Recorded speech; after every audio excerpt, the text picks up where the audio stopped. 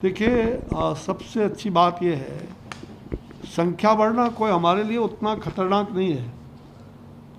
संख्या बढ़ना, लेकिन संख्या बढ़ने के साथ साथ हम उनके जो कह सकते हैं उसकी पहचान जो है वो पूरी तरह से बहुत ही अच्छा है। और उसमें हम ज़्यादातर ऐसे लोगों को, जो एक कोविड पेशेंट हो गया तो उसके जो इर्द गिर्द जो है उनको चिन्हित करके हम उनको क्वारंटाइन में डाल रहे हैं।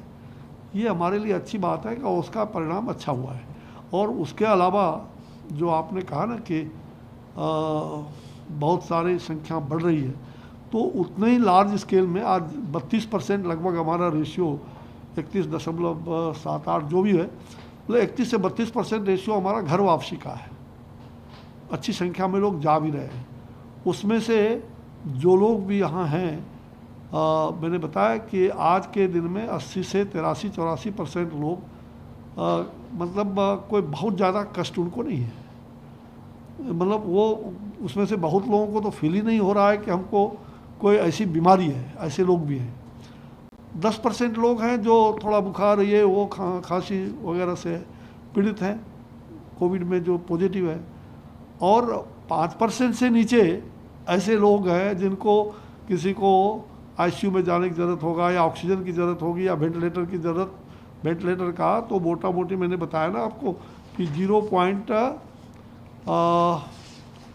वेंटिलेटर की आज की जो स्थिति है 0.41, ये नहीं 0.41 से भी नीचे 0.37 ये परसेंट वेंटिलेटर का है। उसी प्रकार से 2.37 आईसीयू का है। उसी प्रकार से ऑक्सीजन का जो है 1.89 है। ये पिछले 48 घंटे का ये मोटा मोटी आपको हम डाटा दे रहे हैं। तो हम ये कह सकते हैं कि आज हमारा सब प्रकार से हम दुनिया में अन्य देशों के अपेक्षा बेहतर है।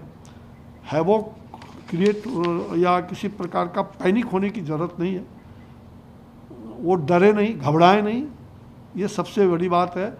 और इसको बुलंद हौसले के साथ इसके साथ संघर्ष करें। लड़ाई में हम जीतेंगे। कोविड आया राम गया राम, ये आया है जाएगा, इसको जाना है, इसका क्षय होगा, इसका नाश होगा।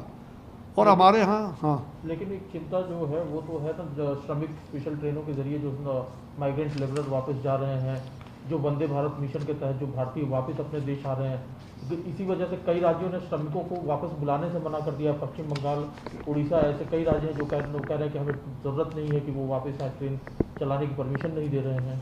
नहीं, ठीक है, अब अपना अपना राज्य का अपना अपना अपनी सोच है। हम उसको संघीय व्यवस्था में हम दबाव भी देना उचित नहीं है।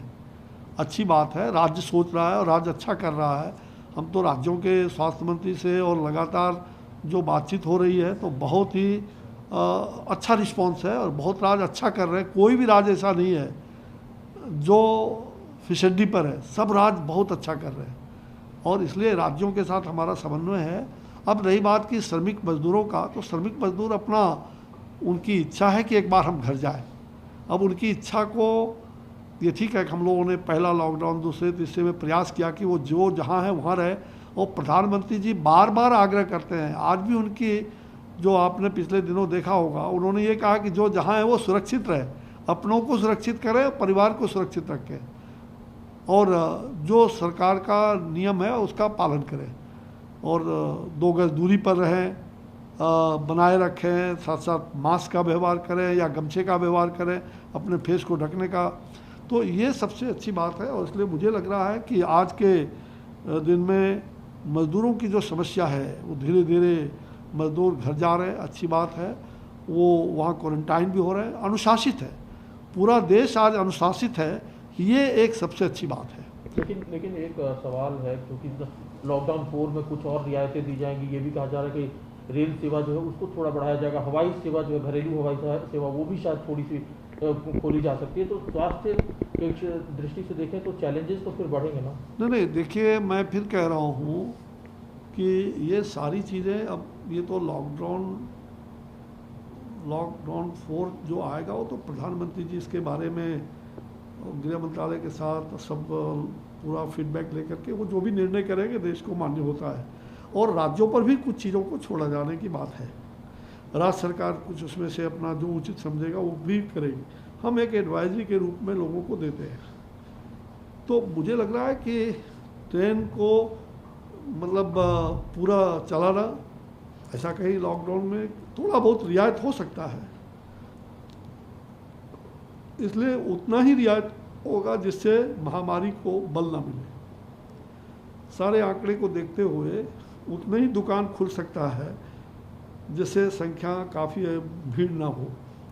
तो सभी चीज़ों पर सम्यक विचार करके गृह मंत्रालय और हमारे प्रधानमंत्री जी जो भी उसका उचित निर्णय लेंगे, देश उसका पालन करेगा।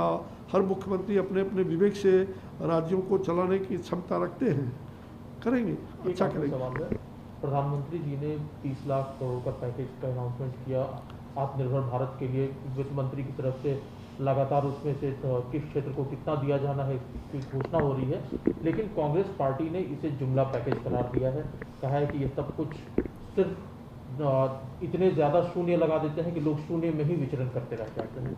मुझे लगता है मैं किसी पार्टी की आज आलोचना नहीं करूँगा, मैं अपनी बात को बताना चाहता हूँ कि प्रधानमंत्री जी ने जो आत्मनिर्भर अभियान चलाया है ये देश के लिए एक संजीवनी होगा, संजीवनी बूटी का काम कर रहा है। पूरे देश में हमने हर सेक्टर का ध्यान रखा है। हमने जहाँ लघु, मध्यम, उच्च ऐसे उद्योग को बढ़ाने का, कुटीर उद्योग को बढ़ाने का, जो महात्मा गांधी जी का हमारा आत्मनिर्भर और स्वावलंबन की बात थी, हमने उसको बल देने का काम किया है। और देश बिना आत्मनिर्भर होते हुए हम इस देश को आगे नहीं बढ़ा सकते। और इसलिए प्रधानमंत्री जी का जो ये सोच है और जिस सोच को उन्होंने प्रतिपादित किया है, जनता में देने का काम किया है, ये कोई झूठी आंकड़े नहीं है। कोई भी आदमी सिद्ध करे कि आंकड़े झूठे हैं, वो बता नहीं सकते हैं, क्योंकि कभी किसी ने सोचा नहीं होगा। वो काम हम आज कोविड के इस कालखंड में हम जो जनता को राहत देने का हमारे सरकार प्रधानमंत्री जी ने जो अपनी दूरदृष्टि अपनाई है, उसमें कई दो मत है। गांव गांव में लोग इसका तारीफ कर रहे हैं, दुनिया भी तारीफ कर रही है। अब कुछ लोग राजनीतिक कारणों से नहीं कर रहे हैं तो मैं उसका कोई इलाज उसके लिए है नहीं। मेरा सीधी बात है कि आत्मनिर्भर बनना हम सब लोगों के लिए, स्वावलंबी होना, जो महात्मा गांधी कहते थे, कोई नई बात नहीं है, बल्कि उस बात को ही हमें दोहराना है। जो हमारे पारंपरिक दवाइयाँ थी, जैसा मैंने पहले भी बताया कि आज हमने आयुर्वेदिक के ऐसे जो अश्वगंधा हैं, गुड़ची हैं, पिप्पली हैं, आयुष 64 जो हैं, ऐसे दवाइयों का हमने वैज्ञानिक शोध शुरू कर दिया है और वो अच्छे परिणाम हो रहे हैं, अच्छे परिणाम भी होंगे। उसको दुनिया में हम ले जाएंगे, उससे इम्यून सिस्टम को हम बढ़ाएंगे। तो मुझे ऐसा लग रहा है कि किसी को भी इस आत्मनिर्भर में शून्य की गिनती छोड़कर यह देखना चाहिए कि किन किन क्षेत्रों में इसमें शामिल किया गया। कोई भी क्षेत्र अछूता नहीं रखा गया। जो मैंने पहले कहा कि कोई भी क्षेत्र, और प्रतिदिन आ रहे हैं उसका डिटेल्स। इसलिए आत्मदीपो भव, आत्मनिर्भरता ही देश के लिए, देश को आगे बढ़ाना होगा। और 21वीं शताब्दी का भारत इसी आत्मनिर्भर और स्वावलंबन के आधार पर हम देश को विश्वगुरु बनाने के लिए खड़े होंगे। भारत निखर के आएगा और इसमें कहीं दो मत नहीं। विश्व का एक अजय शक्ति के रूप में भारत इस कोविड के कालखंड में, वैश्विक महामारी में हम उभर करके आएंगे, इसमें भी कहीं दो मत नहीं।